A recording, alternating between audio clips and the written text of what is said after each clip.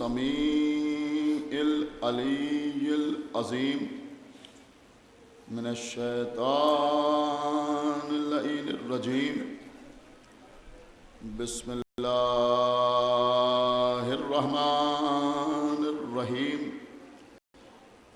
الحمد لله الذي هدانا لهذا وما كنا لنهتدي لولا أن هدانا الله لقد جاءت رسل ربنا بالحق الصلاة والسلام على صاحب الدين والإسلام والحل والحرام والركن والمقام والصلاة والصيام والسجود والقيام والشريعة والأحكام والحجة والبرهان والمحبة والعرفان والحق والبيان والكتاب والقرآن سيدنا ونبينا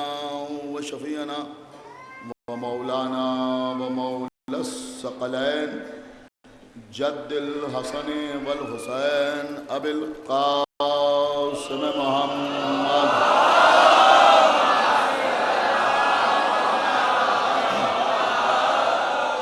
وعلى أهل بيته الطيبين الطاهرين المعصومين المظلومين المنتخبين المنتجبين الذين أذهب الله عنهم الرجس وطهرهم تطهيرا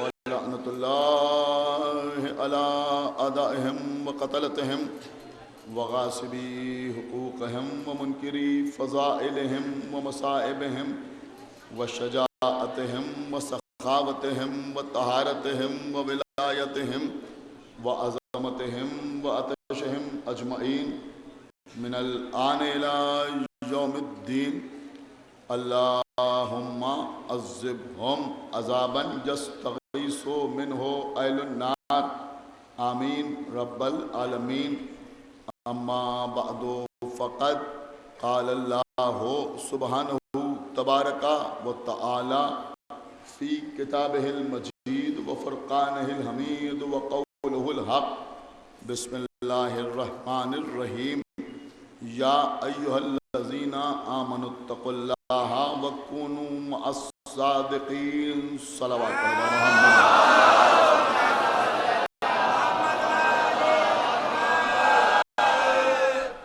حضرات سورہ توبہ میں جو قرآن مجید کا نواں سورہ ہے 119ویں آیت میں خالق کائنات ایمان لانے والوں کو مخاطب کرتے ہوئے یہ حکم دے رہا ہے کہ تم تقوی اختیار کرو اور صادقین کے ساتھ ہو جاؤ۔ عزیزوں، کل کی مجلس میں نے آپ کے سامنے عرض کیا تھا کہ دنیا میں جتنے مسلمانوں کے فرقے ہیں وہ اپنے آپ کو کسی نہ کسی امام سے منسوب کرتے ہیں۔ کسی فرقے کے امام ابو حنیفہ ہیں، کسی فرقے کے امام شافعی ہیں، کسی فرقے کے امام مالک ہیں، کسی فرقے کے امام احمد ابن حنبل ہیں۔ ان کی نسبت سے کوئی اپنے کو حنفی لکھتا ہے، کوئی اپنے کو مالکی لکھتا ہے، کوئی اپنے کو شافعی لکھتا ہے، کوئی اپنے کو حنبلی لکھتا ہے۔ عزیزوں، یہ سب مل کر ہم کو جعفری کہتے ہیں۔ عزیزوں، جب ہمارا مسئلہ سامنے آتا ہے تو مسلمانوں کے بقیہ فرقے چاہے ان میں آپس میں کتنا ہی اختلاف کیوں نہ ہو ہماری مخالفت میں متحد ہو جاتے ہیں اور طرح طرح کے الزامات ہم پر لگانے لگتے ہیں۔ عزیزو خداوند عالم رحمت نازل فرمائے قاضی نور اللہ شستری یعنی شہید ثالث علیہ الرحمہ پر، جنہوں نے جہانگیر کے زمانے میں ایک عجیب و غریب مسئلہ پیش کیا۔ جب ان سے یہ کہا گیا کہ یہاں پر جو لوگ ہیں یا وہ حنفی ہیں یا مالکی ہیں یا شافعی ہیں یا حنبلی ہیں، تو آپ جو فیصلے کریں گے تو آپ کو انہی چاروں فقہوں میں کسی کے اعتبار سے فیصلہ کرنا ہو۔ تو شہید ثالث نے چیلنج کو قبول کیا اور یہ فرمایا کہ میں جو فیصلہ کروں گا وہ ان چاروں فقہوں میں کسی نہ کسی کے اعتبار سے درست ہوگا۔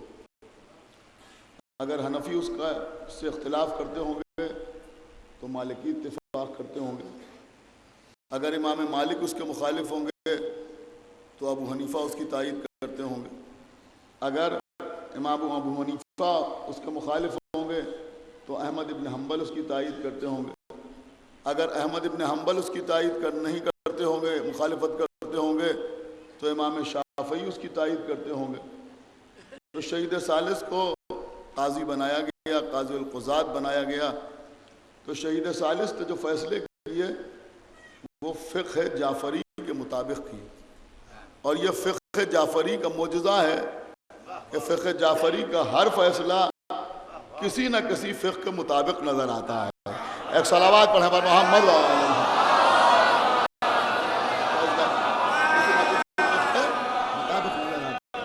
تو عزیزو ہم امام جعفر صادق علیہ السلام سے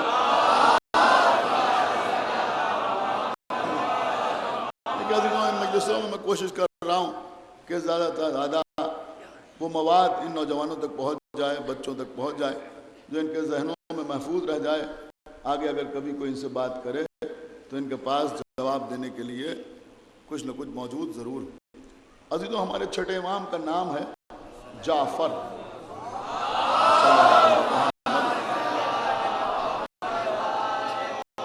ہمارے چھٹے امام کا نام ہے جعفر۔ جعفر جنت میں ایک نہر کا نام ہے۔ توجہ فرمائیے گا، میں کیا عرض کرنا، خدا کے لیے توجہ فرمائیے۔ جعفر جنت میں ایک نہر کا نام ہے، ایک نہر کا نام ہے جعفر۔ جیسے جنت میں ایک دریا کا نام ہے کوثر۔ کیا سن رہے ہیں آپ؟ خدا کے لیے توجہ فرمائیے گا۔ تو اسی کوثر کی ایک نہر کا نام ہے جعفر۔ اب بھی آپ نہ سمجھیں گے تو کب سمجھیں گے؟ کوثر کون ہے؟ خداوند عالم نے کہا اِنَّا آتَيْنَا کل کوثر، اے رسول ہم نے آپ کو کوثر عطا کیا۔ ایک صلوات پڑھیں پر محمد۔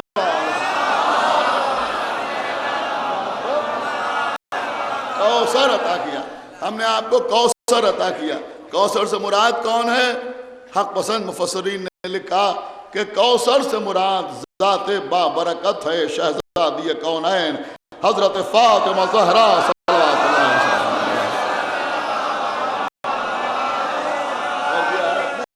اس کا مطلب یہ ہوا کہ رسول کی بیٹی ہے کوثر۔ اب اس کوثر سے جو نہریں نکل رہی ہیں، سمجھ رہے ہیں آپ، ان نہروں کے مختلف نام ہیں۔ انہی نہروں میں ایک نہر ہے جعفر۔ کیا سنائیں آپ؟ انہی نہروں میں ایک نہر ہے جعفر۔ اب انسان کو اختیار ہے کہ اس منظر کو چاہے تو جنت میں جا کے دیکھے اور چاہے تو دنیا میں دیکھ لے۔ صلوات پڑھیں پر محمد۔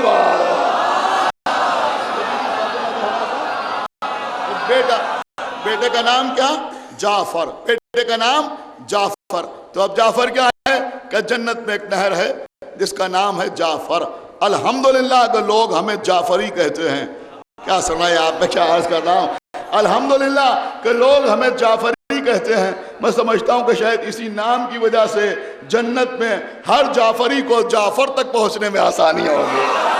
ایک صلوات محمد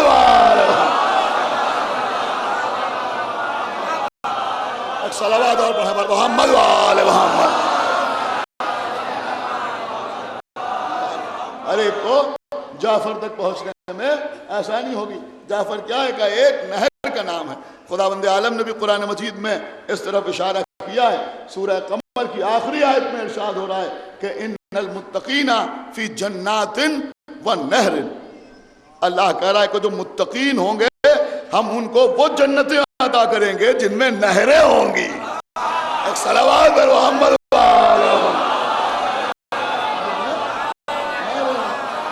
جنت کی نہر کا نام ہے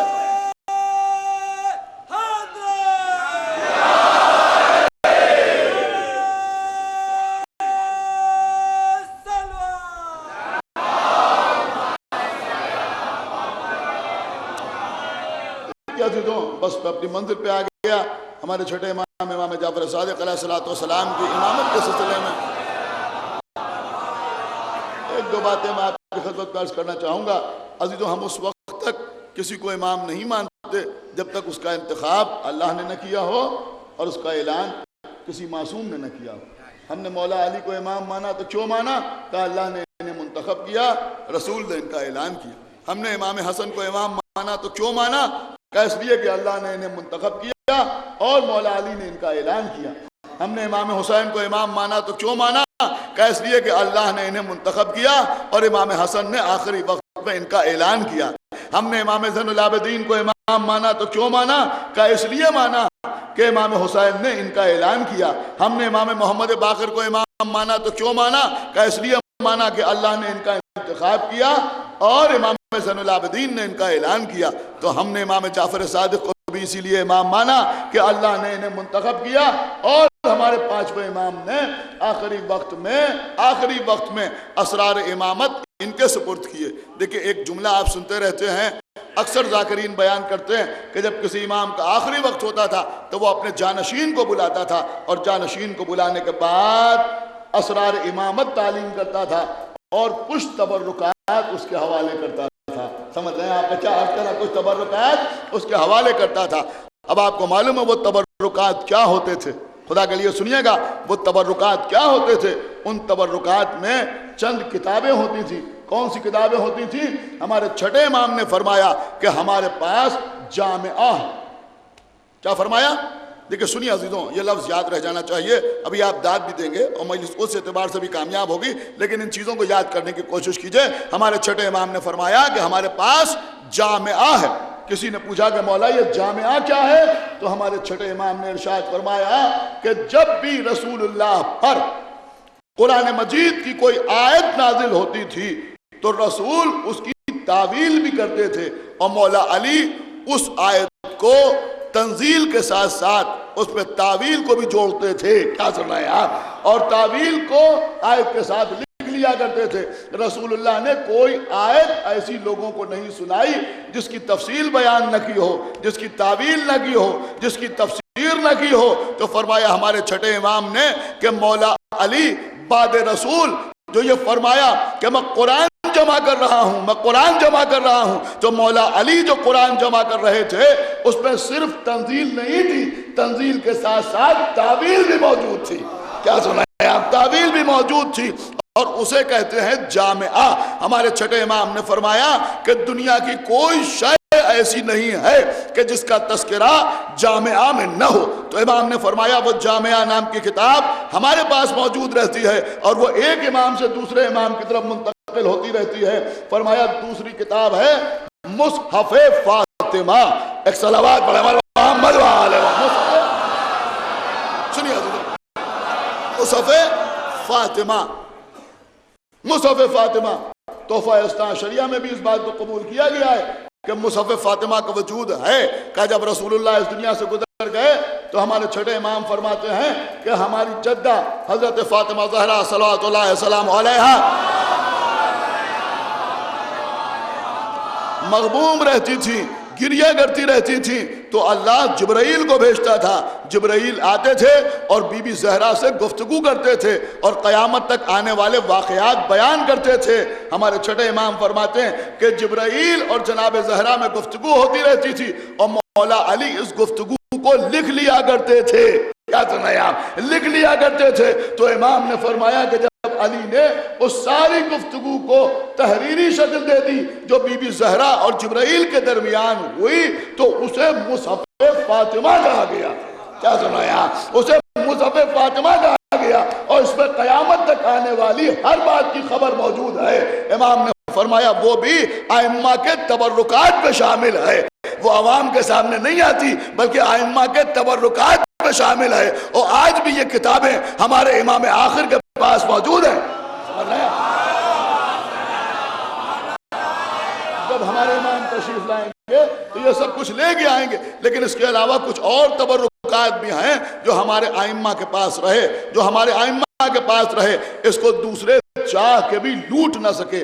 دیکھیں کسی نے بڑا اچھا جواب دیا، انشاءاللہ آپ محسوس کریں گے، بڑا اچھا جواب دیا کہ بھائی جب بی بی زہرا نے، بزرگوں سے خصوصی توجہ چاہتا ہوں کہ جب بی بی فاطمہ زہرا نے فدق مانگا تو یہ کہہ کے بی بی کو ان کا حق دینے سے انکار کیا گیا کہ ہم نے رسول اللہ سے سنا ہے کہ ہم گروہ انبیاء نہ کسی کے وارث ہوتے ہیں نہ کسی کو وارث بناتے ہیں، لہذا ہم آپ کو یہ فدق نہیں دے سکتے۔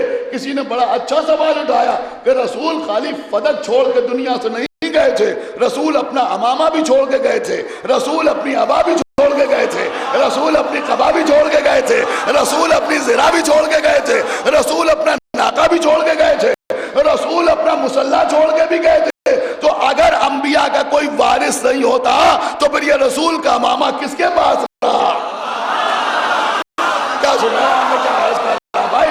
یہ رسول کی قبا کس کے پاس رہی؟ یہ رسول کا مسلح کس کے پاس رہا؟ یہ رسول کی زرا کس کے پاس رہی؟ ظاہر سی بات ہے کہ جو وارث تھے انہی کے پاس رسول کی وراثت رہی، انہی کے پاس رسول کی وراثت رہی۔ چونکہ چھٹے امام کے زمانے میں اور بھی بہت سے لوگوں نے دعویٰ امامت کر دیا تھا۔ ایک شخص مدینے میں تھا جو اپنے آپ کو خاندان بنی ہاشم سے منسوب بتاتا تھا اور اس نے بھی اپنی امامت کا اعلان کر دیا۔ ایک دن ایک شخص امام کے پاس آیا اور آنے کے بعد اس نے کہا کہ فلاں شخص بھی آپ کے مقابلے پر امامت کا دعویٰ کرتا ہے۔ تو امام نے کہا تم اس کے پاس جاؤ اور جانے کے بعد اس سے کہنا کہ یہ بتاؤ کہ رسول کا امامہ کہاں ہے؟ کیا سننا ہے آپ میں کیا عرض کر رہا ہوں بھائی، خدا کے لیے توجہ فرمائیے، نہیں غور کیا آپ نے؟ کہا جا کے اس سے پوچھو کہ رسول کا امامہ کہاں ہے، جا کے اس سے پوچھو رسول کی زرا کہاں ہے۔ صرف دو چیزوں کے نام لیا آپ کے امام نے، رسول کا امامہ کہاں ہے، غور کیا آپ نے، اور رسول کی زرا کہاں ہے۔ زرا کا نام اس لیے لیا کہ جب جالوت کو قتل کرنے کا مسئلہ سامنے آیا تو جناب طالوت نے یہ کہا تھا کہ وہ شخص جالوت کو قتل کرے گا کہ جس کے بدن پر جناب موسیٰ کی زرا فٹ ہوگی۔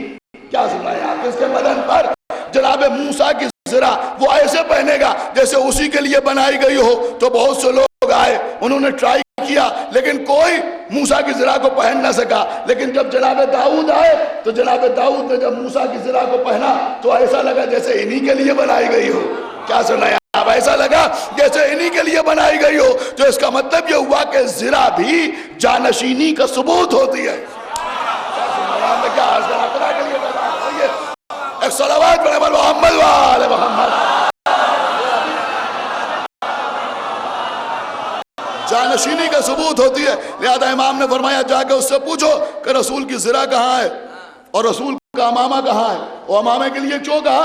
امامہ کے لیے اس لیے کہا کہ غدیر کے میدان میں رسول اللہ نے اپنا امامہ جو گلابی رنگ کا تھا جس کا نام صحاب تھا وہ مولا علی کے سر پہ باندھا تھا، مولا علی کے سر پہ باندھا تھا۔ تو ایک بات سمجھ میں آئی کہ رسول نے بتایا کہ میرا جانشین وہ ہوگا کہ جس کے سر پر رسول کا امامہ نظر آئے۔ سمجھ رہے ہیں؟ جس کے سر پر رسول کا امامہ نظر آئے، جس کے بعد نبی کا امامہ ہو۔ اسی لیے مولا علی جب دربار خلافت میں کوئی فیصلہ کرنے آتے تھے تو خصوصی طور پر رسول کا وہ امامہ صحاب اپنے سر پر رکھ کے آتے تھے، سر پر رکھ کے آتے تھے تاکہ سامنے والا یہ سمجھ لے کہ فیصلہ کرنے والا بھی یہی ہے، نبی کا جانشین بھی یہی ہے۔ صلوات محمد وآل محمد۔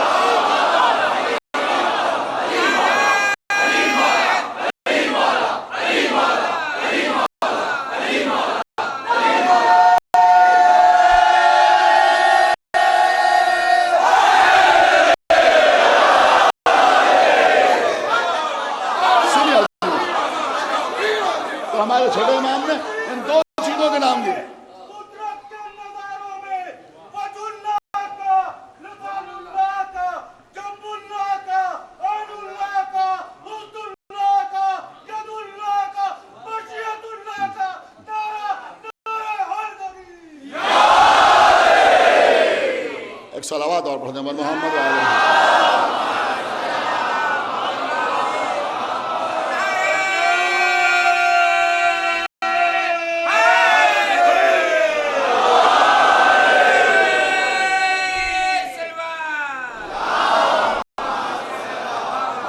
انشاءاللہ ایک چیز آپ کے سامنے پیش کر رہا ہوں، اور آپ جائیں گے تو اپنے ساتھ لے کے جائیں گے۔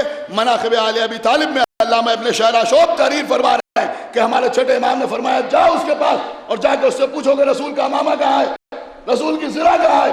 جب یہ اس کے پاس پہنچے اور جا کے اس سے پوچھا کہ یہ بتاؤ کہ رسول کا امامہ کہاں ہے، رسول کی زرہ کہاں ہے، تو اس نے کہا اتنا عرصہ ہو گیا تمہارا دماغ تو نہیں خراب ہو گیا ہے، اب رسول کی زرہ کہاں ملے گی؟ کیا سنا یہاں خدا کے لیے توجہ فرمائیے گا، اب رسول کا امامہ کہاں ملے گا؟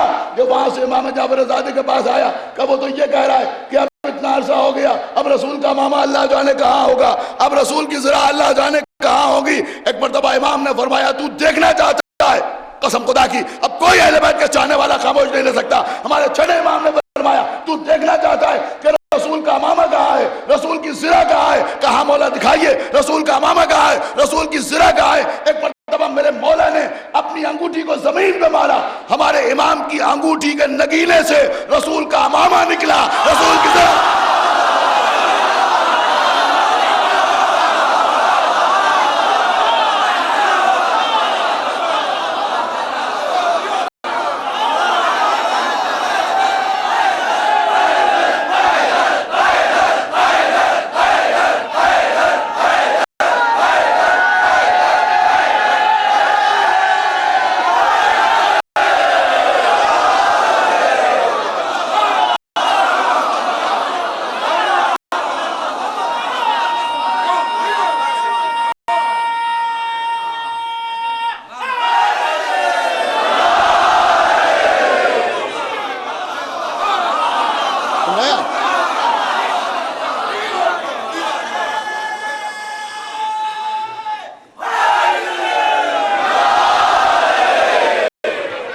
چھوٹے سے نگینے سے، امام کی انگوٹھی کے چھوٹے سے نگینے سے کیا نکلا؟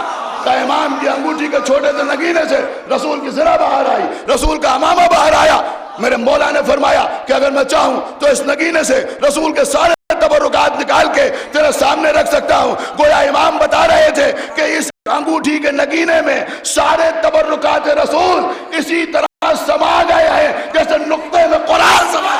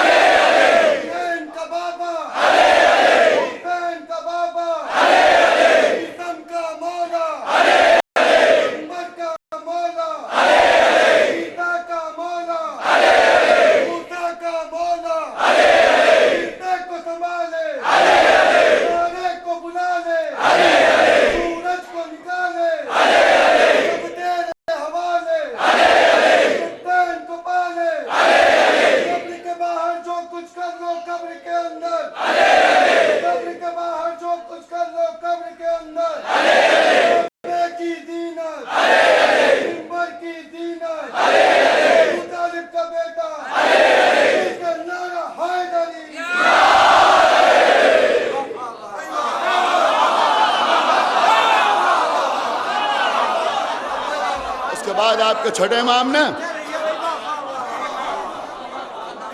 رسول کے اس امامے کو سر پہ رکھا، رسول کے اس امامے کو سر پہ رکھا، رسول کی زرہ پہن کے دکھائی، کہا دیکھ۔ اب جو اس نے دیکھا تو ایسا محسوس ہوا کہ یہ امامہ بھی انہی کے لیے بنا ہے، یہ زرہ بھی انہی کے لیے بنی ہے۔ میں کچھ عرض کر رہا ہوں، آپ کے امام کا قول آپ کے سامنے عرض کر رہا ہوں، قسم خدا کی بڑی اہم بات عرض کر رہا ہوں، لیکن یہ بھی سمجھ لیجئے کہ جہاں معرفت کی ذرا سی بھی کمی ہے بات شاید سمجھ میں نہ آئے۔ آپ کے چھٹے امام نے یہ ارشاد فرمایا، آپ کے چھٹے امام نے یہ ارشاد فرمایا کہ تو پریشان تو نہیں ہو گیا؟ اس نے کہا نہیں مولا، میں آپ کے حق کا قائل ہوں، میرے پریشان ہونے کا کیا سوال ہے؟ کہ ہو سکتا ہے تیری سمجھ میں نہ آیا کہ ایک نگینے کے اندر سے امامہ کیسے نکلا۔ ایک نگینے کے اندر سے زرہ کیسے نکلی؟ کہ چھٹے امام ارشاد فرماتے سن یہ رسول کا ماما ہے، یہ رسول کا ماما ہے، پورا مجمع غور سے سنیں کہ یہ رسول کا ماما ہے، یہ زمین سے نکلنے والی روئی کے دھاگوں سے نہیں بنا ہے۔ کیا کہ چھٹے امام فرما رہے ہیں کہ یہ زمین سے نکلنے والی روئی کے دھاگوں سے نہیں بنا ہے، یہ امامہ قدرت کل سے بنا ہے۔ کیا سنایا؟ آپ کے امام نے فرمایا کہ یہ امامہ قدرت کل سے بنا ہے۔ اب تو مسلمانوں کی سمجھ میں آ جائے کہ جب رسول کا امامہ ہمارے اماموں جیسا نہیں تو اللہ کا رسول ہمارا جیسا کہے۔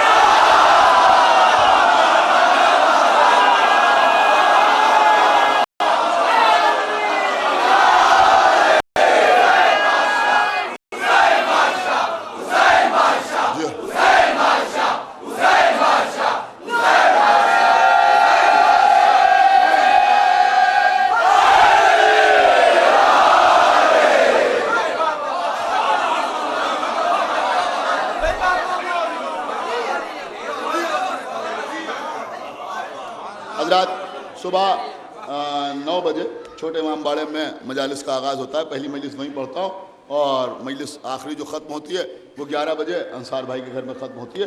اس بات کا لحاظ کر کے مجلس سنیے، ایک صلوات پڑھیں پر محمد وعلیہ سرکار باب البراد کے کرم ہے۔ اسی کے درمیان افضل محل کی مجلس ہے، اسی کے درمیان چودھری ہاؤس میں 6:15 بجے، اور اس کے بعد شکو پیلس پہ 8:15 بجے۔ 12 عزیزوں جتنی خدمت ہو سکے کر لی جائے، زندگی رہے یا نہ رہے۔ بس دوستوں نے تو امام نے کیا فرمایا کہ یہ امامہ قدرت کن سے بنا ہوا امامہ، اور اس کے بعد پھر امام نے اشارہ کیا، وہ دونوں چیزیں امام کے نگینے کے اندر سما گئیں۔ امام نے انگوٹھی کو اپنی انگلی میں پہن لیا، انگوٹھی کو اپنی انگلی میں پہن لیا۔ گھبرا تو نہیں گیا آپ عزیزوں؟ روایات پڑھیے، یہ سلیمان کو جو ساری دنیا پر حکومت ملی تھی، اور کیا آپ نے کیسے ملی تھی؟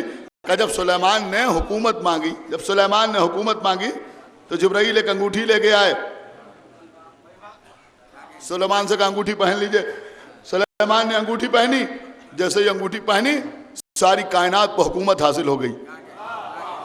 سلیمان کے بعد یہ انگوٹھی انبیاء کے درمیان ورثے کے طور پر چلتی رہی، چلتے چلتے رسول کے پاس آئی، رسول نے مولا علی کے حوالے کر دی۔ رسول نے یہ انگوٹھی مولا علی کے حوالے کر دی، میرے مولا نماز پڑھ رہے ہیں۔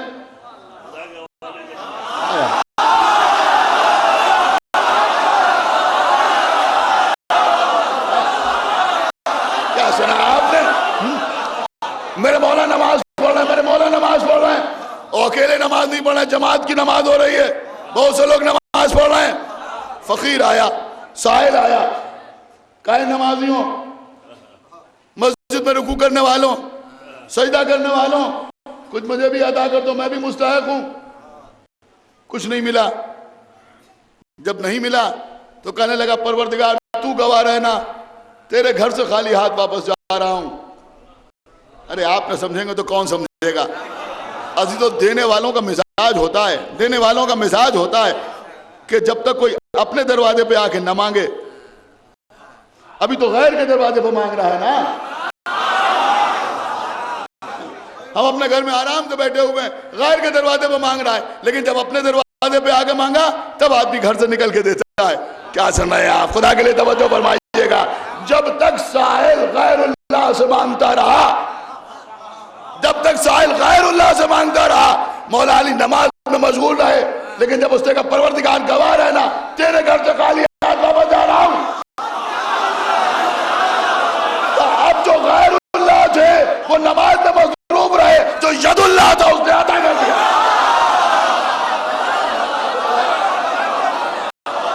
سائل نے علی کے ہاتھ سے انگوٹھی اتاری، لے کے چلا گیا۔ کس کی انگوٹھی؟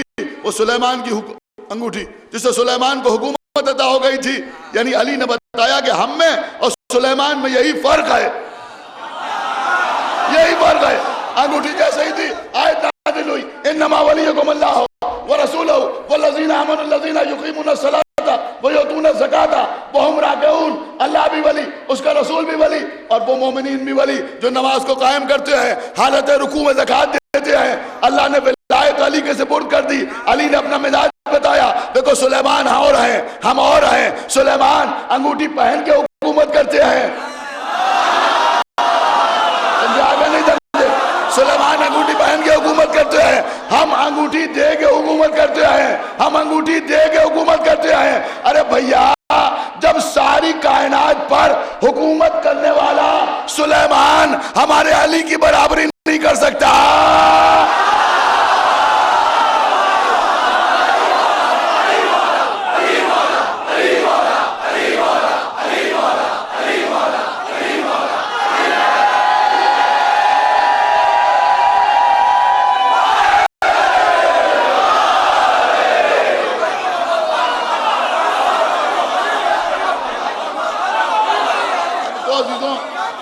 کروں ایک فیشن ہو گیا ہے جگہ جگہ. کوئی کہتا ہے یہ رسول کی نالین ہمارے پاس ہے، کوئی کہتا ہے رسول کا امامہ ہمارے پاس ہے. غور کریں، کہیں جائیے تو لوگوں کے پاس رسول کے بال رکھے ہوئے ہیں. غور کر رہے ہیں آپ؟ اب رسول کے بال ان کے پاس نہ ہوں گے تو کس کے پاس ہوں گے؟ ہیں تو خلیفائی کی اولاد. ایک صلوات پڑھے محمد و آل محمد.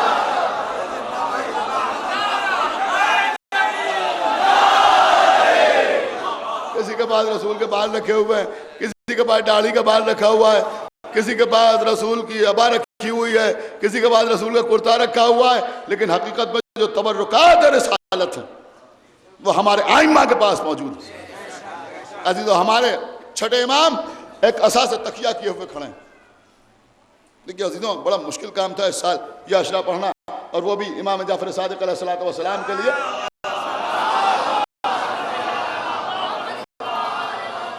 لیکن میں نے آپ حضرات پر بھروسہ کرتے ہوئے، مولا کی عطا تھی اور مجھے معلوم تھا کہ امام باڑہ کا آخر میں جو لوگ آتے ہیں وہ کیا سننے کے لیے آتے ہیں، کیسے سننے کے لیے آتے ہیں.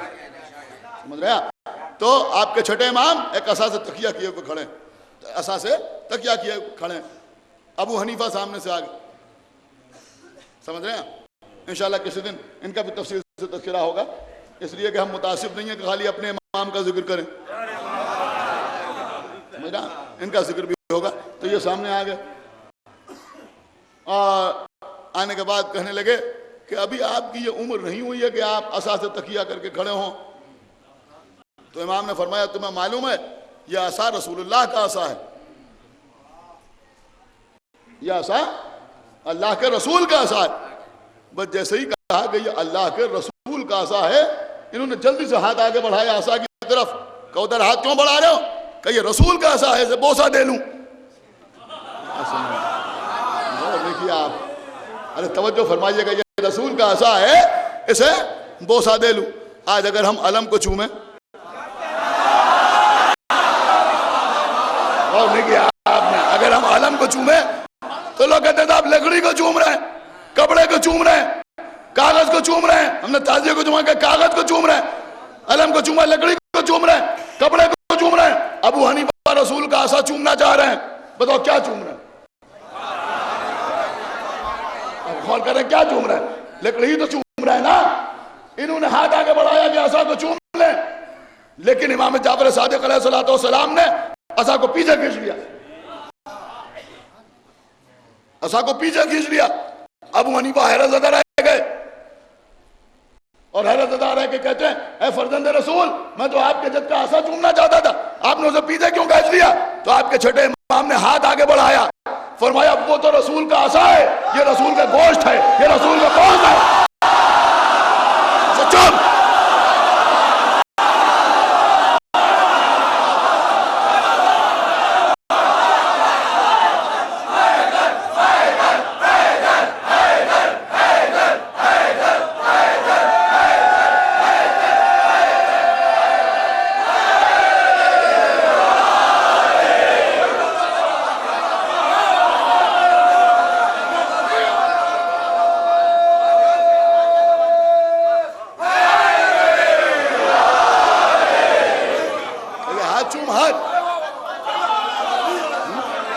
رسول کا گوشت ہے، یہ کھال جو ہے یہ رسول کا پوست ہے. سمجھ رہے ہیں آپ؟ اس میں رسول کا خون دوڑ رہا ہے، اس کا چوم تو بتانا چاہتے تھے کہ ہم کون ہیں۔ اور کیا آپ نے تو رسول کا عصا بھی امام جعفر صادق علیہ السلام کے پاس، اب عصا کا ذکر آ گیا ہے تو دل چاہ رہا ہے کہ یہی آپ کے سامنے عرض کر دوں، ایک دو جملے اور بات کو تمام کر دوں۔ عزیزوں سنیں، اور وہ لوگ اور غور سے سنیں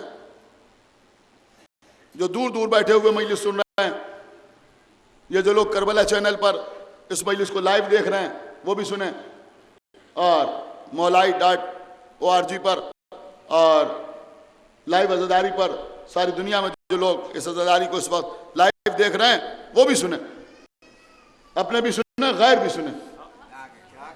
کتاب کا نام، لیکن میں کوئی بات ایسے کہتے ہی نہیں کہ جو کوئی خوف ہو، کوئی ڈر ہو، ہر چیز کا ثبوت رکھتا ہوں تو آپ کے سامنے عرض کرتا ہوں۔